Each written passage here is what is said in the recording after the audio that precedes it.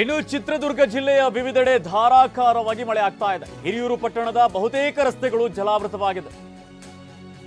ಹಿರಿಯೂರಿನಲ್ಲಿ ರಸ್ತೆ ತುಂಬಿ ಹಳ್ಳದಂತೆ ಮಳೆ ನೀರು ಹರಿತಾ ಇದೆ. ರಸ್ತೆ ಬದಿ ನಿಲ್ಲಿಸಿದಂತಹ ಬೈಕ್ಗಳು, ವಾಹನಗಳು ಜಲಾವೃತವಾಗಿದೆ. ಇದು ಚಿತ್ರದುರ್ಗದ ಪರಿಸ್ಥಿತಿ. ಮಳೆಯಿಂದಾಗಿ ಅವಾಂತರಗಳಾಗ್ತಾ ಇದೆ. ಹಿರಿಯೂರಿನಲ್ಲಿ ರಸ್ತೆ ತುಂಬಿ ಹರಿತಾ ಇದೆ, ಹಳ್ಳದಂತೆ ಭಾಸವಾಗ್ತಾ ಇದೆ. ರಸ್ತೆ ಬದಿ ನಿಲ್ಲಿಸಿದ್ದಂತಹ ಬೈಕ್ಗಳು, ವಾಹನಗಳು ಎಲ್ಲವೂ ಕೂಡ ಜಲಾವೃತವಾಗಿದೆ. ರಾಜ್ಯದ ಹಲವು ಜಿಲ್ಲೆಗಳಲ್ಲಿ ವ್ಯಾಪಕವಾಗಿ ಮಳೆ ಆಗ್ತಾ ಇದೆ. ಮಳೆಯ ಅಧ್ವಾನ ಇದೆ. ರಸ್ತೆಯಲ್ಲಿ ನೀರು ವೇಗವಾಗಿ ಹರಿತಾ ಇದೆ.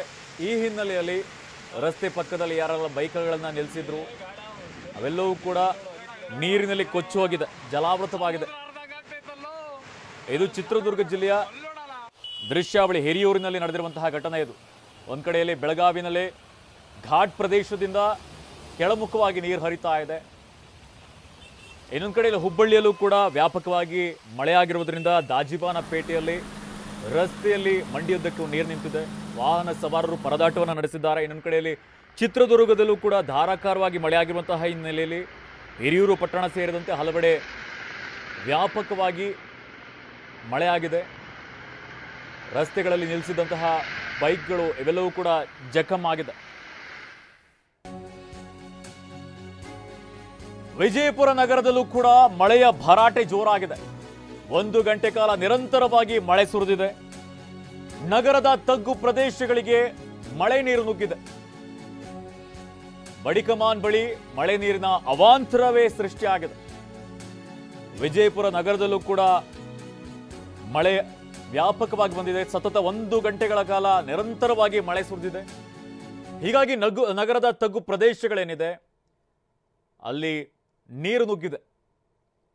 1 ಗಂಟೆಗೂ ಕೂಡ ಸತತವಾಗಿ ಮಳೆ ಸುರಿದಿರುವಂತಹ ಹಿನ್ನೆಲೆಯಲ್ಲಿ ವಿಜಯಪುರದಲ್ಲೂ ಅಧ್ವಾನವಾಗಿದೆ.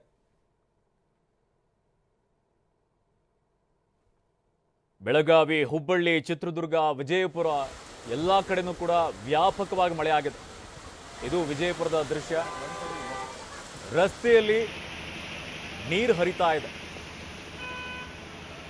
ಇದು ಹೊಳೆಯೋ ರಸ್ತೆಯೋ ಯಾವುದು ಕೂಡ ಗೊತ್ತಾಗಲ್ಲ, ಆ ಮಟ್ಟಿಗೆ ನೀರು ಹರಿತಾ ಇದೆ. ಜನರು ಕೂಡ ಪರದಾಟವನ್ನು ನಡೆಸಿದ್ದಾರೆ. ಎಲ್ಲಿ ಮಳೆ ಆಯಿತು ಅಂತ ಹೇಳಿದರೆ ಈ ರೀತಿಯಾದಂತಹ ಅಧ್ವಾನಗಳು ಅಲ್ಲಲ್ಲಿ ಕಂಡು ಬರ್ತಾನೆ ಇರುತ್ತೆ. ಇನ್ ಕೇಸ್ ಬೆಂಗಳೂರಲ್ಲೂ ಕೂಡ ಸತತವಾಗಿ ಒಂದು 15ರಿಂದ 20 ನಿಮಿಷ ಮಳೆ ಬಂದ್ರೂ ಇದೇ ಪರಿಸ್ಥಿತಿ ನಿರ್ಮಾಣ ಆಗುತ್ತೆ. ಸರಿಯಾದ ಡ್ರೈನೇಜ್ ಸಿಸ್ಟಮ್ ಇರಲ್ಲ, ನೀರು ವೇಗವಾಗಿ ಹೋಗೋದಕ್ಕೂ ಕೂಡ ಸಾಧ್ಯ ಆಗೋದಿಲ್ಲ. ಆ ಎಲ್ಲ ನೀರಿಗೂ ಕೂಡ ರಸ್ತೆಯಲ್ಲೇ ಹರಿತಾ ಇರುತ್ತೆ. ರಸ್ತೆಯಲ್ಲಿ ಹರಿದಂಥ ಸಂದರ್ಭದಲ್ಲಿ ಈ ರೀತಿಯಾಗಿ ಅವಾಂತರಗಳಾಗುತ್ತೆ. ಅಲ್ಲಿ ಯಾವುದೋ ಒಂದು ಟೆಂಪೋ ಕೂಡ ನೀರಿನಲ್ಲಿ ಸಿಕ್ಕಾಕೊಂಡಿದೆ. ಮುಂದೆ ಹೋಗೋದಕ್ಕೂ ಆಗ್ತಾ ಇಲ್ಲ, ಹಿಂದೆ ಹೋಗೋದಕ್ಕೂ ಕೂಡ ಆಗ್ತಾ ಇಲ್ಲ.